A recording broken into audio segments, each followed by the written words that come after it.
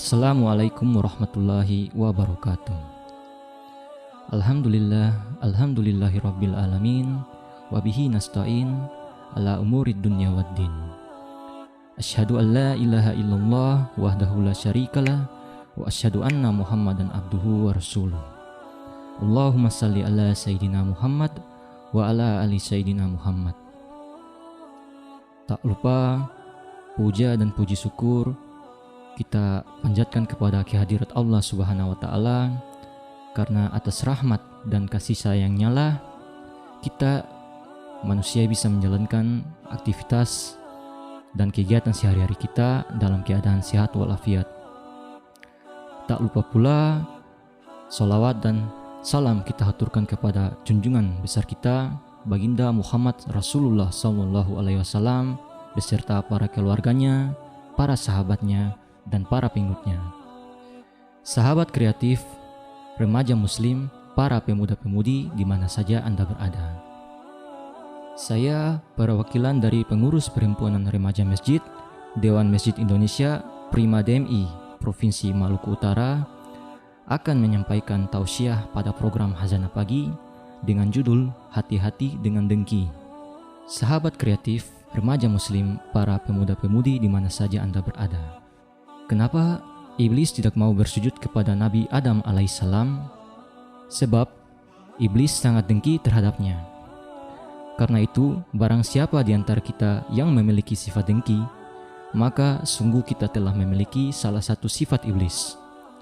Rasulullah SAW bersabda yang artinya, melepaskan 2 ekor serigala lapar di kandang kambing tidak lebih besar bahayanya dibandingkan dengan seorang muslim yang rakus terhadap harta dan dengki terhadap agama. Sesungguhnya dengki itu memakan habis kebaikan seperti api melalap habis kayu. Hadis riwayat At-Tirmidzi. Seorang pendengki hidupnya tidak akan mulia di dunia. Malaikat pun akan muak kepadanya. Jika kelak mati, ia akan mendapatkan kedudukan yang teramat hina di hadapan Allah Subhanahu wa Ta'ala. Demikian pula di yaumil hisab nanti, timbangannya akan terbalik, sehingga neraka jahanam pun siap menerkamnya. Itulah nasib malang yang akan Allah timpakan kepada seseorang yang pendengki. Apakah dengki itu? Secara garis besar, sifat ini terbagi ke dalam 2 bagian. Yang pertama, dengki yang diharamkan. Sahabat kreatif, remaja muslim, para pemuda-pemudi di mana saja Anda berada. Seseorang merasa tidak senang atas kenikmatan yang diperoleh orang lain dan merasa bahagia kalau orang lain mendapat musibah, atau setidaknya ia menginginkan nikmat yang ada pada orang lain tersebut hilang. Inilah dengki yang diharamkan, karena sifat seperti ini termasuk ke dalam tingkatan ketiga dari penyakit hati. Yang kedua, dengki yang diperbolehkan berupa rasa iri kepada kenikmatan orang lain, tetapi tidak ingin menghilangkan kenikmatan tersebut darinya. Melihat orang lain memiliki rumah bagus, kita merasa iri. Ingin pula memiliki hal yang sama dan tidak dengan cara menjadikan orang tersebut jatuh miskin. Keinginan seperti ini wajar-wajar saja, selama tidak bergeser menjadi perasaan yang tidak enak, yang berlanjut pada hasrat ingin melenyapkan kenikmatan orang tersebut. Bahkan, kebolehan merasa dengki seperti ini, insya Allah akan berpahala bila kita berbuat.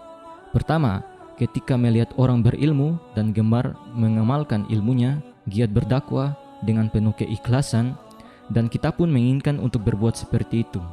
Kedua, ketika melihat orang kaya yang gemar membelanjakan hartanya di jalan Allah, lantas kita menginginkan berbuat hal yang serupa. Dengki biasanya akan berpasangan dengan keadaan yang dihadapi pemiliknya. Seperti contoh, mahasiswa akan dengki kepada sesama mahasiswa. Orang pintar akan dengki kepada sesama orang pintar.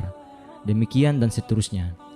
Pendek kata, akan sulit terjadi seseorang merasa dengki terhadap orang lain yang memiliki kapasitas yang berbeda.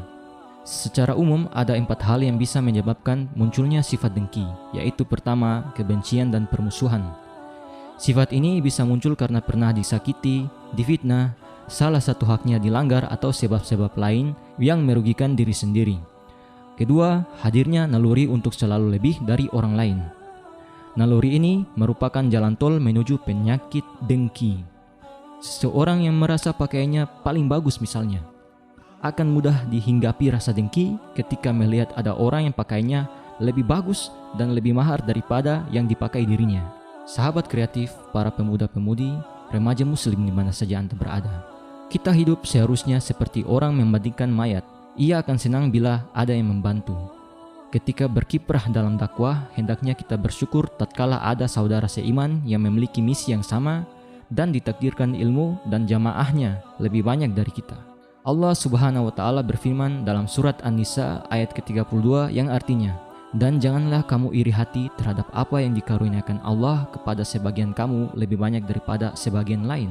Karena bagi laki-laki ada bagian dari apa yang mereka usahakan, dan bagi wanita pun ada bagian dari apa yang mereka usahakan. Dan mohonlah kepada Allah dari karunia-Nya. Sesungguhnya Allah Maha mengetahui segala sesuatu." Quran Surat An-Nisa ayat ke-32. Penyebab dengki yang ketiga adalah ambisi kepemimpinan. Obsesi ingin selalu memimpin yang disertai ambisi untuk merebut pucuk pimpinan adalah sarana yang paling rawan munculnya kedengkian.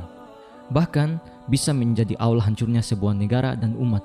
Sahabat kreatif, remaja muslim, para pemuda-pemudi di mana saja Anda berada. Dalam Quran Surat Al-Hujurat ayat 12 disebutkan yang artinya, "Hai orang-orang yang beriman, jauhilah kebanyakan dari prasangka, karena sesungguhnya sebagian dari prasangka itu adalah dosa. Dan janganlah kamu mencari-cari kesalahan orang lain, dan janganlah pula sebagian kamu menggunjing sebagian yang lain." Penyebab keempat adalah akhlak yang buruk. Orang yang buruk akhlaknya akan kikir berbuat kebaikan dan tidak suka melihat orang lain mendapatkan kebaikan. Jika melihat sesuatu yang tidak disukainya, ia pasti akan menggerutu dan sibuk menyalahkan. Orang seperti ini hidupnya akan selalu sengsara dan di akhirat nanti akan mendapatkan transfer pahala yang ia miliki kepada orang yang didengkinya. Rasulullah Shallallahu Alaihi Wasallam menyebutnya sebagai orang yang bangkrut. Ia membawa pahala kebaikan, tetapi pahala itu habis untuk menggantikan dosa yang diperbuatnya kepada orang lain. Sahabat kreatif, remaja muslim, para pemuda-pemudi di mana saja Anda berada. Oleh karenanya, saya Dani Prayoga Setiawan, utusan dari Remaja Masjid Al-Mustahidin, belakang RRI, Kelurahan Soat, Kota Ternate Utara, mengucapkan terima kasih atas kesempatan yang telah diberikan kepada saya sehingga saya dapat bertausiah pada program Hazanah Pagi yang disiarkan langsung oleh Pro 2 RRI Ternate. Semoga Prima DMI Maluku Utara akan semakin eksis ke depan dalam berkarya dan menampilkan calon dai dan dai muda Maluku Utara yang istiqomah dalam menebarkan kebaikan Islam. Akhirnya saya ucapkan wa kafa billahi syahida. Wassalamualaikum warahmatullahi wabarakatuh.